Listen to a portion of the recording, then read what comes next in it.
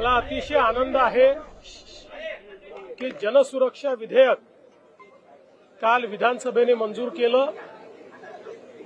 काल चर्चेच्या दरम्यान या विधेयकाच्या संदर्भात ज्या काही शंका होत्या त्या सर्व शंकांचं उत्तर मी दिलेलं आहे।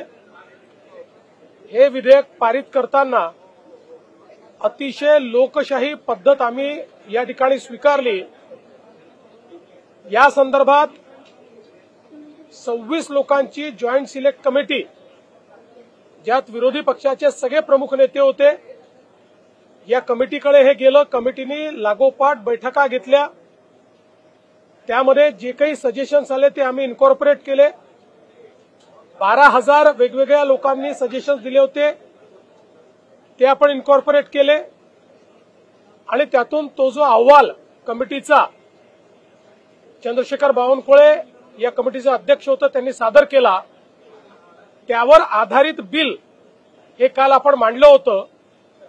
आणि या बिलाच्या चर्चेदरम्यान हे मी स्पष्टपणे दाखवून दिलं की हे बिल कुठल्याही लोकतांत्रिक प्रक्रियेच्या विरुद्ध नाही, कोणाचाही आंदोलनाचा अधिकार हे काढून घेत नाही, कोणत्याही लोकशाही मानणाऱ्या आणि भारताचं संविधान मानणाऱ्या संस्थेवर किंवा संघटनेवर कुठलाही घाला घालणारा हे बिल नाही, तर केवळ आणि केवळ नक्षलवादी आणि माओवादी चळवळीशी संबंधित ज्या फ्रंटल ऑर्गनायझेशन्स आहेत त्या ऑर्गनायझेशन्सला बॅन करण्याकरता हे बिल तयार करण्यात आलेलं आहे।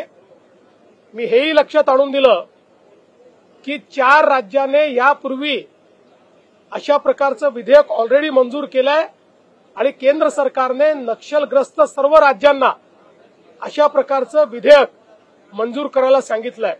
मी हे देखील दाखवून दिलं की या विधेयकामध्ये ज्या काही तरतुदी आहेत त्या तरतुदी नसल्यामुळे इतर राज्यांनी ज्या संस्थांना आणि संघटनांना बॅन केलाय त्या राजरोसपणे महाराष्ट्रात ऑपरेट करतायत।